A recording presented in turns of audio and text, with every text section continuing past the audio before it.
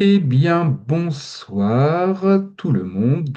Nous sommes le 13 mai, il est 19h30 et nous allons donc ce soir continuer et terminer notre cours sur le pardon. Et donc, le titre de ce quatrième cours, c'est Pardon et prière. Voilà, donc on va prendre un temps pour partager ensemble le cours et après, comme on le fait d'habitude, donc une fois que le cours sera terminé, qu'on aura balayé les questions, donc on arrêtera l'enregistrement et on prendra un temps d'échange, de partage et de prière par rapport à tout ce que ce cours a pu amener chez les uns et chez les autres. Voilà, bienvenue tout le monde et on va y aller donc pour ce quatrième et dernier cours sur le pardon. Donc, pardon et prière.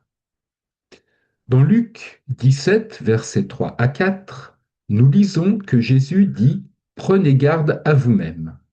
Si ton frère a péché, reprends-le, et s'il se repent, pardonne-lui. Et s'il pêche contre toi 7 fois dans un jour, et que 7 fois il revienne à toi en disant: Je me repens, tu lui pardonneras.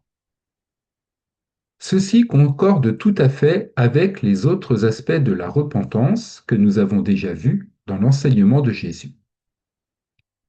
Nous devons demeurer disposés à pardonner. Si notre frère pêche, nous devons lui en faire prendre conscience. Nous devons le reprendre et, s'il se repent, nous n'allons pas le juger. Nous n'allons pas lui dire: Je ne sais pas si oui ou non je veux te pardonner, je veux te donner une leçon, ou quoi que ce soit de ce genre. Mais nous lui pardonnons simplement. Et s'il pêche encore et encore dans la même journée, nous allons encore lui dire: Regarde, tu l'as encore fait. Et s'il dit: Je suis désolé, je regrette vraiment, nous lui pardonnerons encore.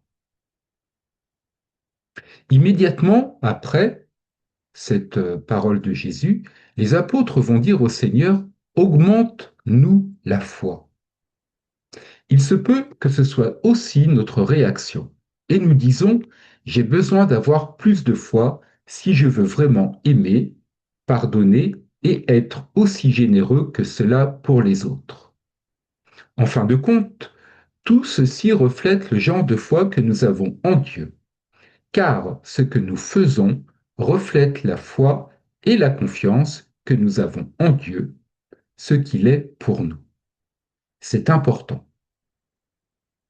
Si nous vivons en étant conscients de la miséricorde de Dieu, de sa grâce et de son pardon pour nous, il nous sera beaucoup plus facile d'être dans de bonnes dispositions de miséricorde, de grâce et de pardon vis-à-vis des autres. Soyez miséricordieux comme votre Père est miséricordieux. On peut le lire dans Luc 6, verset 36.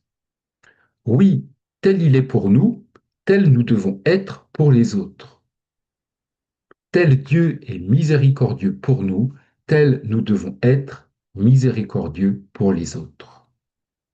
Dans Éphésiens 4, verset 32, Paul va écrire aux Éphésiens: Soyez bons les uns envers les autres, compatissants, faites-vous grâce réciproquement, comme Dieu vous a fait grâce en Christ. Ceci fait le point pour nous, tout comme Dieu nous fait grâce en Christ. C'est ce qui devrait toujours nous motiver pour être dans la disposition de pardonner. Tous ceux qui vivent dans une communauté chrétienne savent comment Dieu leur enseigne, au travers du partage de la vie quotidienne, l'importance et la finalité du pardon. Car nous vivons ensemble dans une certaine proximité que nous n'avons pas dans la vie ordinaire d'une église ou d'une assemblée.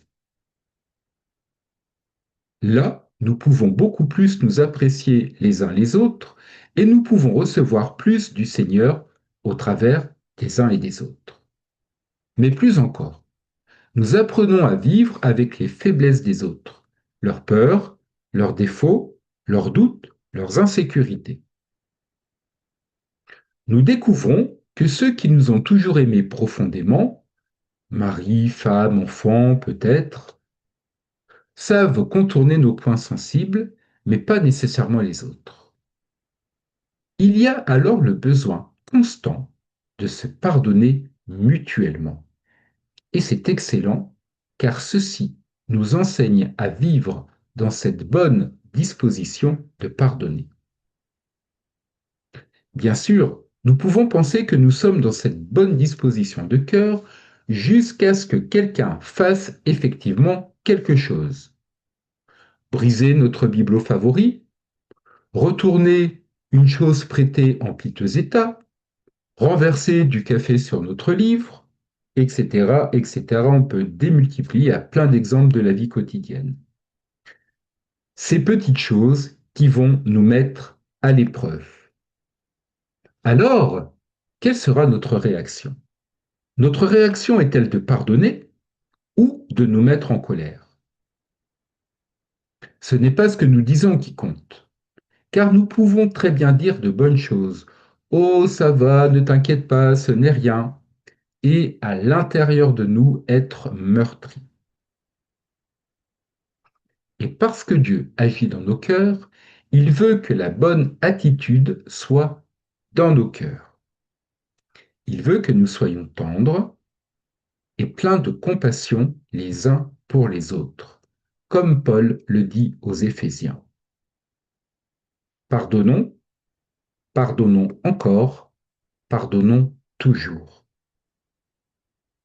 Il ne peut y avoir un seul motif valable pour ne pas pardonner, même à nos adversaires ou à nos ennemis.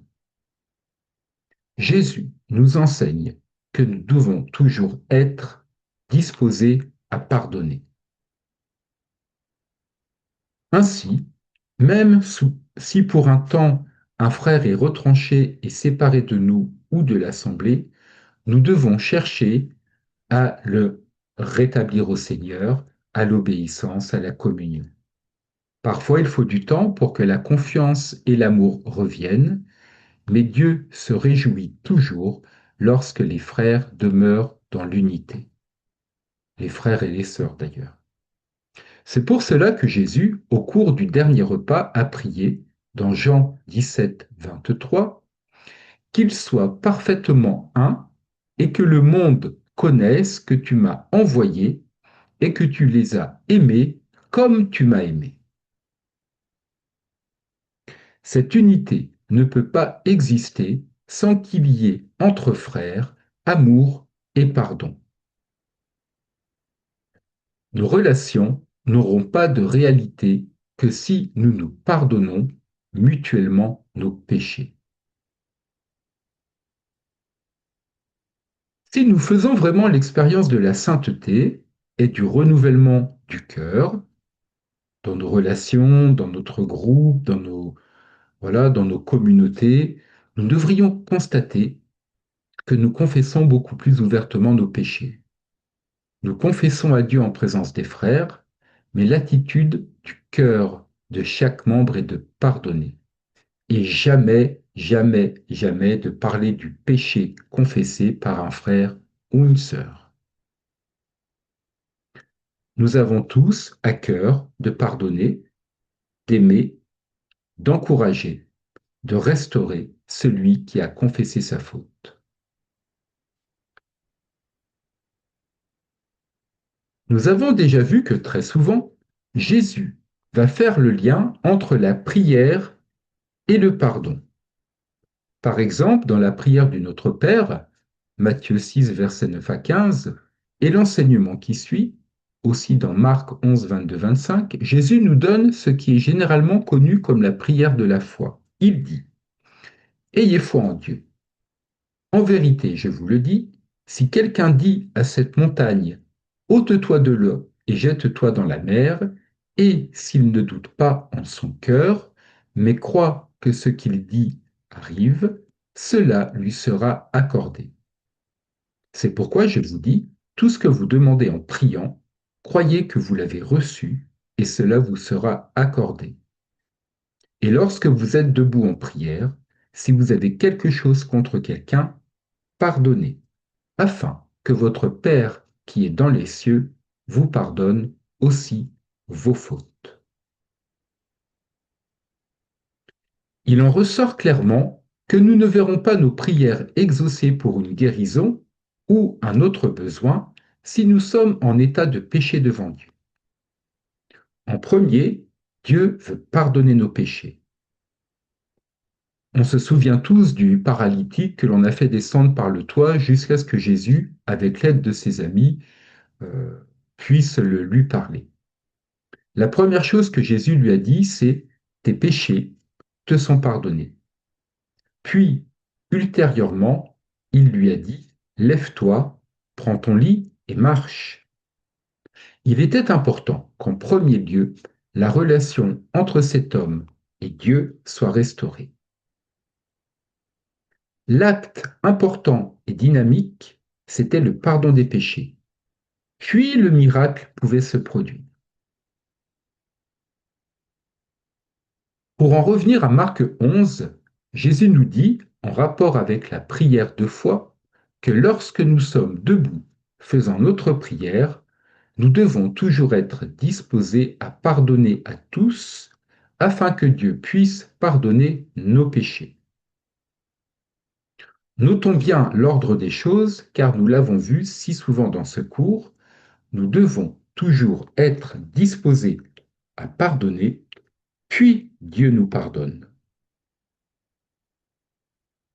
Et Jésus dit, et lorsque vous êtes debout en prière, il ne s'agit pas de pardonner à l'occasion ou de temps en temps, ou lorsque nous avons besoin que quelque chose d'important se passe dans notre vie, mais lorsque nous sommes debout, faisant notre prière, et si nous avons quelque chose contre quelqu'un.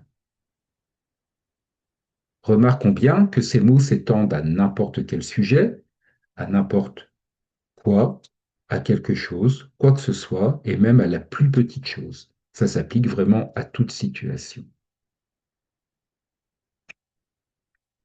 Donc, dans ce cours, ce dernier cours sur le pardon, Colin Urquhart explique que dans leur équipe de mission, en apprenant à collaborer, à prier ensemble, à attendre ensemble que le Seigneur agisse dans une situation dans laquelle ils se trouvaient, ils avaient aussi appris qu'il est très important que pour intercéder, ils se tiennent devant le trône de Dieu.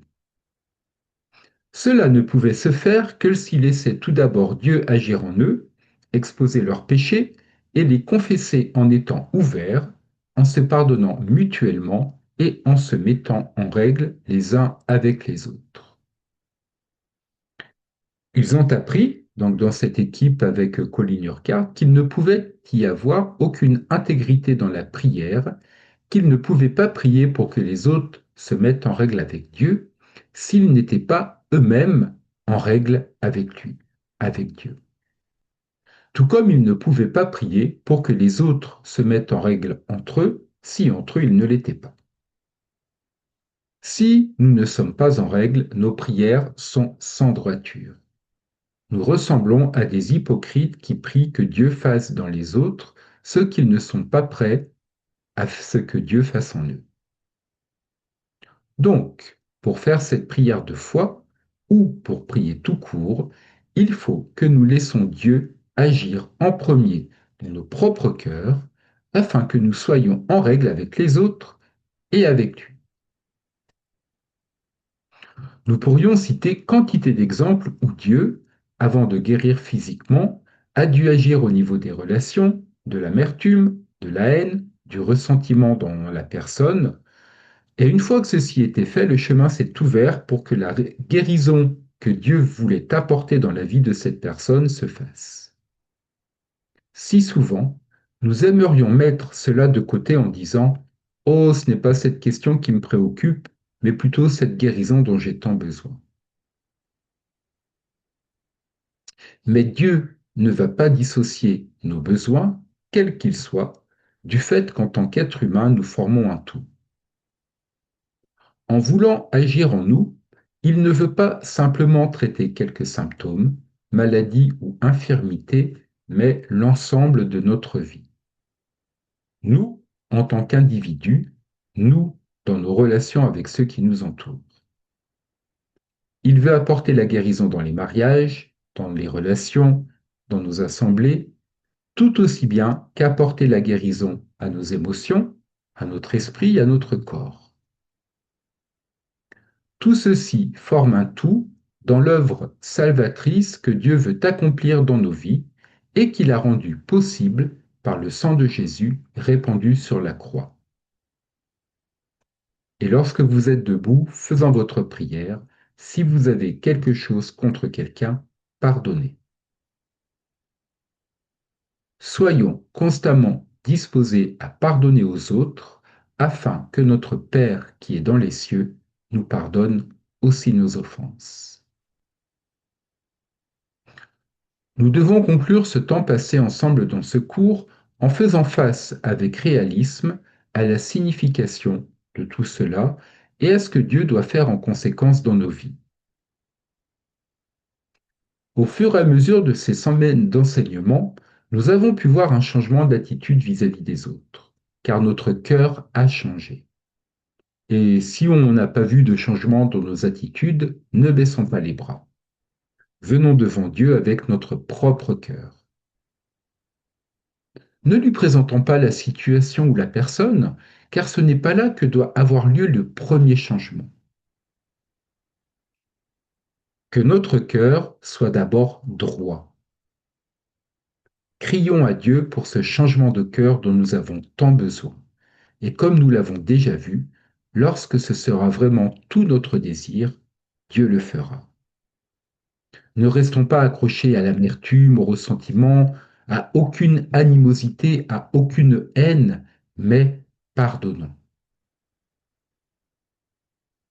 À nouveau, Colin Urquhart nous explique que lors d'une mission, le Seigneur leur a donné comme parole de connaissance que dans la réunion où ils étaient, un peu plus de 100 personnes haïssaient un autre frère chrétien de leur assemblée.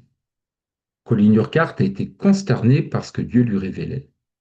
Et il a dit, mais Seigneur, y en a-t-il vraiment autant? Et il s'est révélé que c'était bien exact. Ce soir-là, Colin Urquhart prêchait sur le commandement de Dieu de s'aimer les uns les autres, comme Dieu nous a aimés. Et il regardait la première épître de Jean. Quand le temps de prière est arrivé, après la prédication de la parole, Colin Urquhart a demandé à tous ceux qui avaient dans le cœur de la haine pour un frère de se lever. Et ce sont plus d'une centaine de personnes qui se sont levées. Colin Urquhart a été vraiment impressionné. Et il croit qu'il faut vraiment que la grâce de Dieu abonde pour que tout le monde se lève et confesse devant les autres. Il sait que ce soir-là, Dieu a changé des cœurs et a guéri des relations. Alors, ne restons pas sur notre orgueil. Ne disons pas j'ai raison, Seigneur. Si nous ne sommes pas miséricordieux et pleins d'amour, quel que soit ce qui nous a été fait, c'est nous qui avons un besoin tout autant que l'autre personne. Nous avons besoin de venir devant Dieu et lui dire, Seigneur, rends mon cœur droit. J'ai besoin que mon cœur soit comme le tien, plein d'amour, plein d'acceptation, plein de miséricorde. Si nous louons Dieu pour son amour, pour son acceptation et son pardon à notre égard, pour ce qu'il nous a pardonné bien plus que ce qu'il nous demande de pardonner aux autres, cela nous aidera beaucoup. Le plus étonnant est que nous recevons tout de Dieu, en dépit de la dureté et de l'amertume qu'il y a en nous, en comparaison de son cœur à lui. Mais quelle paix, quel émerveillement et quelle joie de savoir que Dieu change nos attitudes de cœur. Si nous avons été profondément blessés par quelqu'un, peut-être plusieurs années en arrière, et que nous nous disons je ne peux pas pardonner, ce n'est vrai que si nous ne sommes pas venus devant Dieu avec notre propre cœur. Si tel est le cas, laissons de côté tout le reste et cherchons la face de Dieu. Sachant que Dieu veut nous rencontrer, Dieu veut nous guérir, il veut nous libérer et nous donner ce cœur nouveau. Nous découvrirons alors que ceci ouvre la porte à un tas d'autres guérisons dans notre vie, dans nos attitudes et même dans notre corps et dans notre esprit. Quand la paix de Dieu est sur nous, nous pouvons bien dormir. Nous pouvons avoir de bons contacts avec les autres. Nous pouvons bien prier. Mais lorsque nous n'avons pas pardonné, nous ne sommes plus en paix avec Dieu, ni avec les autres, ni avec nous-mêmes. Rappelons-nous cette prière de foi dans Jacques 5, versets 13 à 16. Quelqu'un parmi vous est-il dans la souffrance? Qu'il prie. Quelqu'un est-il dans la joie?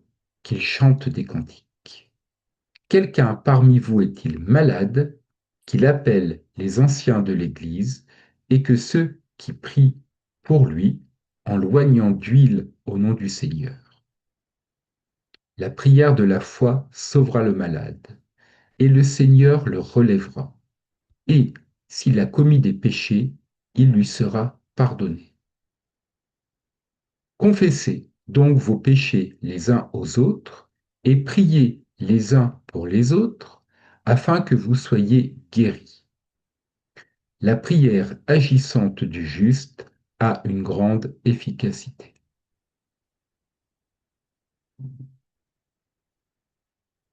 Père, nous savons combien tu es plein d'amour, de grâce, de miséricorde, de générosité et de pardon pour nous. Et nous te louons pour tous les pardons que nous avons reçus. Seigneur, nous voulons être pleins de ces mêmes choses dans nos cœurs pour les autres. Nous voulons être de ceux qui sèment la paix, la grâce, le pardon et l'amour. Lorsque nous avons besoin de confronter un frère ou une sœur, donne-nous le courage et l'audace, mais aussi la sensibilité, l'amour et la grâce pour le faire. Seigneur, là où nous avons besoin de pardonner, donne-nous toujours la grâce de le faire, parce que nos cœurs seront toujours disposés à pardonner. Là où nous avons besoin d'être pardonnés, donne-nous l'humilité d'aller vers la personne et de lui demander pardon humblement. Père, nous prions ces paroles de Jésus, que nous soyons un, afin que le monde sache que tu nous as aimés comme tu l'as aimé. Amen.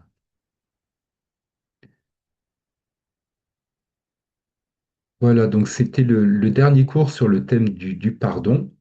Et nous allons, avant de passer dans un temps de partage et de prière, revenir rapidement sur les différents points. Alors, il y avait quelques questions, mais c'était surtout des interpellations qui nous étaient faites dans ce dernier cours. La première, c'est de ne jamais cesser de pardonner. Jamais, jamais, jamais. Euh, et le verset qui nous est donné dans ce cours, c'est Luc 17, versets 3 à 5, qui insiste sur la nécessité de pardonner plusieurs fois par jour. Je vous le lis. Prenez garde à vous-même. Si ton frère a péché, reprends-le, et s'il se repent, pardonne-lui. Et s'il pêche contre toi 7 fois dans un jour, et que 7 fois il revienne à toi en disant, je me repens, tu lui pardonneras. Et les apôtres dirent au Seigneur, augmente-nous la foi. C'est ce verset qu'on a lu en tout début de cours. Autre point, nos actes reflètent notre attitude vis-à-vis du travail de Dieu en nous. Luc 6, verset 36, soyez miséricordieux comme votre Père est miséricordieux. Donc il y a vraiment cet appel à la miséricorde.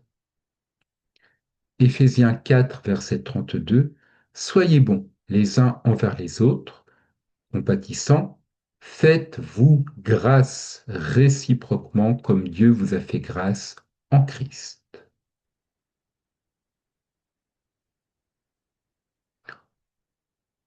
Si on ne fait pas grâce, notre attitude ne va pas refléter la grâce. Si on n'est pas miséricordieux, notre attitude ne reflètera pas la miséricorde. Et c'est vraiment,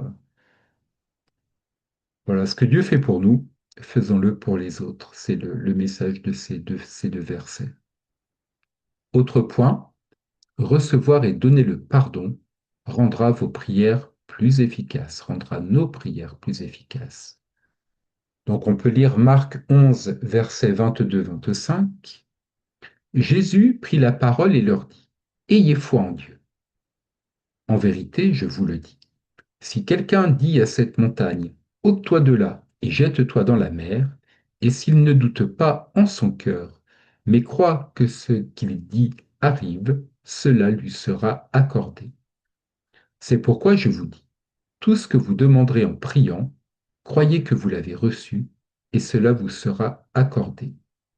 Et lorsque vous êtes debout en prière, si vous avez quelque chose contre quelqu'un, pardonnez, afin que votre Père qui est dans les cieux vous pardonne aussi vos fautes. Quatrième point, être ouvert et marcher dans la lumière encourage le pardon.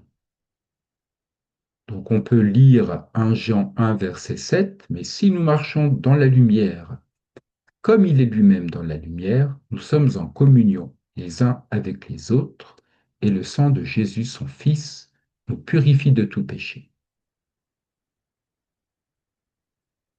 Le point suivant qu'on a aussi abordé dans ce dernier cours, c'est que la confession des péchés apporte pardon et guérison. Confessez donc vos péchés les uns aux autres et priez les uns pour les autres afin que vous soyez guéris. La prière agissante du juste a une grande efficacité. Jacques 5, verset 16. On a aussi parlé des relations familiales et les tensions familiales, c'est le point suivant, émoussent nos prières. On peut lire dans 1 Pierre 3, verset 7, vous de même, Marie, vivez chacun avec votre femme en reconnaissant que les femmes sont des êtres plus faibles.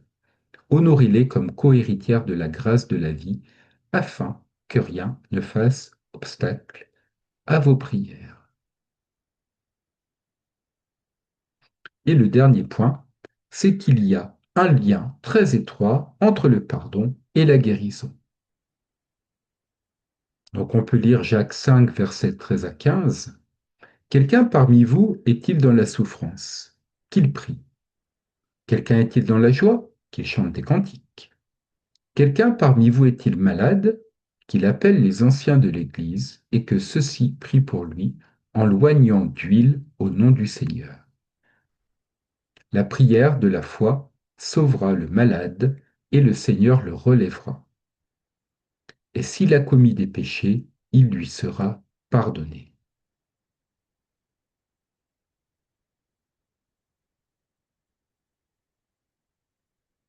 Voilà donc pour ce dernier cours.